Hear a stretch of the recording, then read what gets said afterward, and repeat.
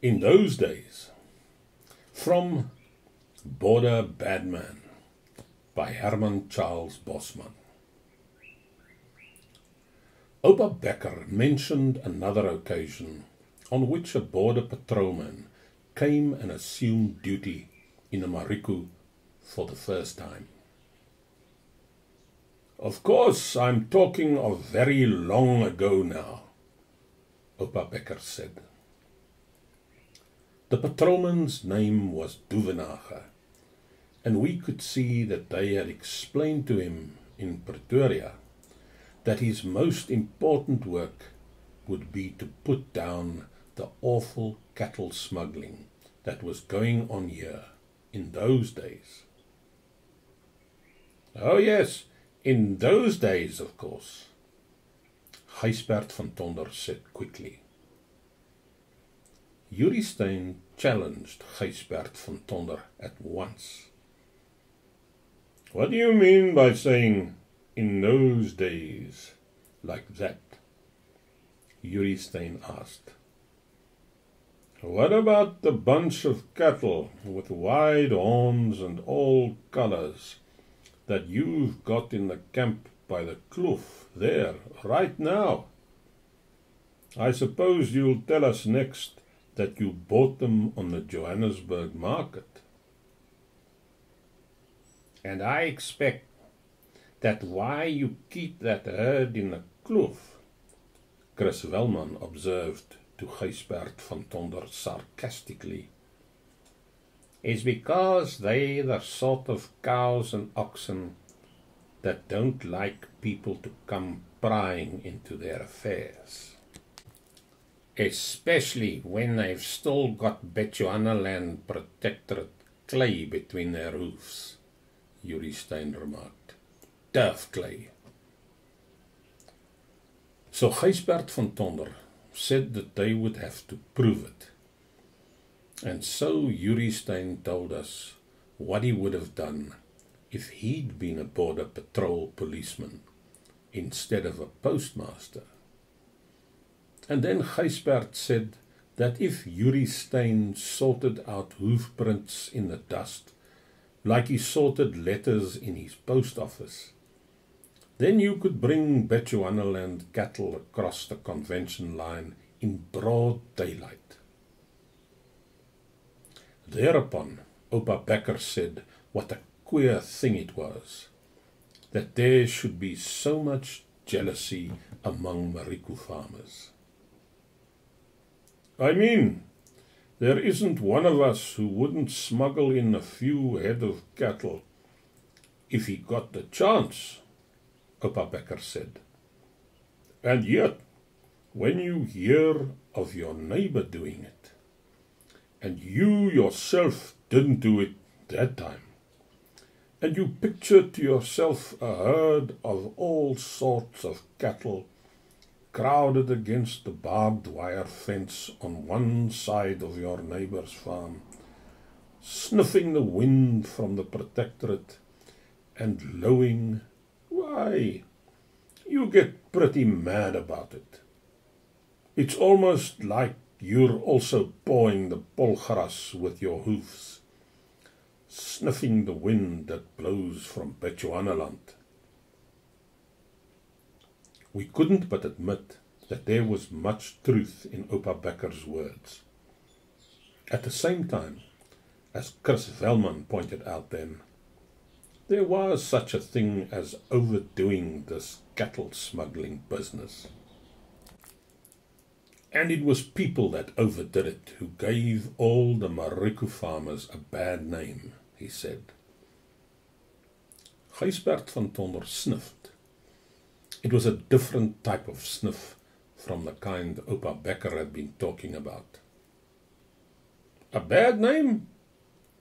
Gysbert van Tonder said, his lip curling.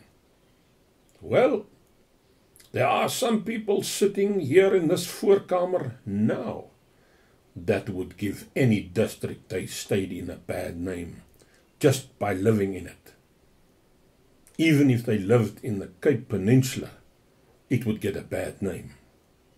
And you can't tell me there's any cattle smuggling going on in the Cape Peninsula, unless you can smuggle in cattle off ships. Gysbert van Tonder grew thoughtful after that last remark. It was as though he was considering the possibilities. Wasn't Duvenage the patrolman that was caught smuggling quite a big herd of cattle across the border? Chris Velman asked. With his police boys helping him. I seem to remember something about it. The police boys were singing Bechuanaland cattle songs, with the patrolman joining in.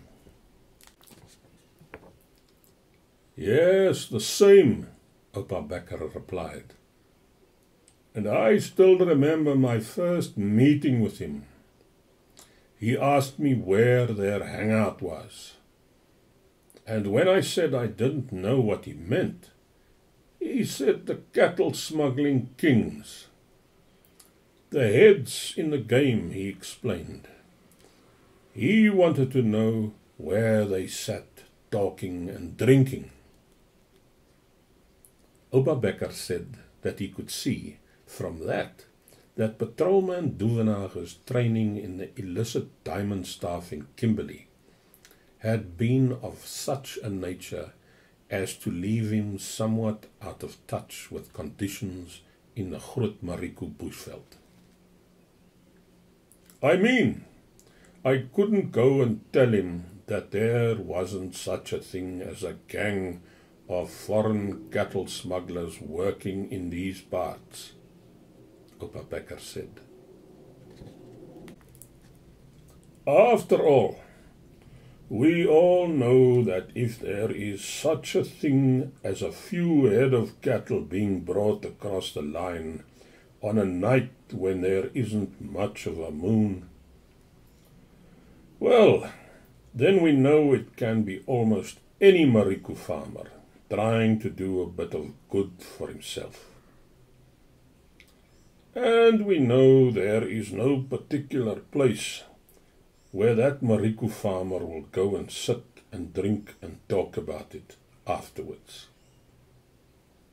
The only place where a Marico farmer might have a drink would be in a Zeerust bar during Nagmaal.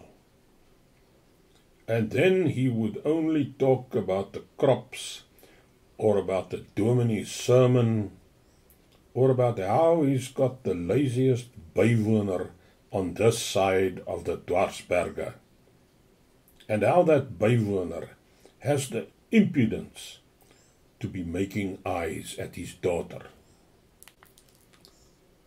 Oupa Becker went on to explain the details of a piece of strategy he and his partner, Jaapie Krige, had thought up to get patrolman Duvenage out of the way on a night when they were going to smuggle cattle into the Transvaal. But that evening, Oupa Becker said, when it was not the Bechuana from Jaapie Krige that came to my door, but patrolman Duvenage, then I knew there was something wrong. All the same, Oupa Becker said, he could tell by patrolman Duvenage's manner that he had not come to arrest him. Duvenage walked straight into my voorkamer and didn't even take his helmet off, Oupa Becker said. And when my little yellow brak pup snapped at him, patrolman Duvenage landed one of his boot that sent the yellow brak pup flying through the door, and then it travelled about 100 yards up the road before it turned around to let out a yelp.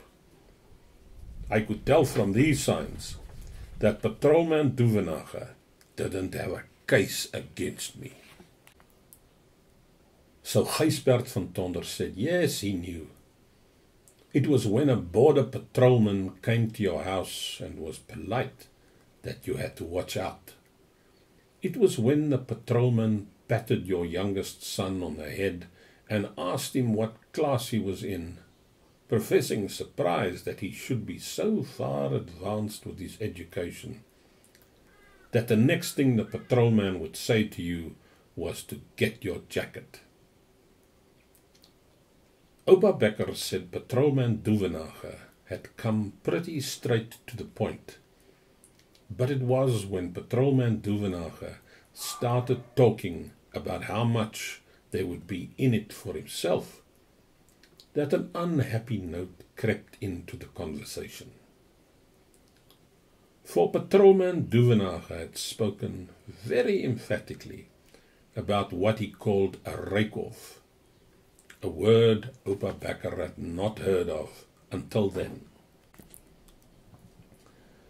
When Japie Krieger arrived at about midnight with a herd of smuggled cattle, the drovers singing their chorus of a Bechuana cattle song, Oupa Becker went on. He came into my voorkamer prepared to be very indignant because I had not assisted him at the fence. But when he saw who it was sitting opposite me at the table, Japie Krieger turned white.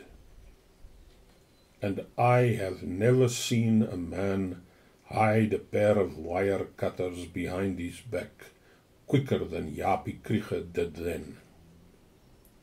But Patrolman Duvenage did not even bother to look up from the figures he was working out on a piece of paper. One thing I'll say is that Japie Krieger and I never brought any more cattle over the line, while Duvenage was the patrolman. We just couldn't, I mean. Patrolman Duvenage's percentage rake-off that he worked out for us on paper was too high. In the end, the only man left in the business was Patrolman Duvenage himself. I often wonder how he came to be transferred from his post in Kimberley.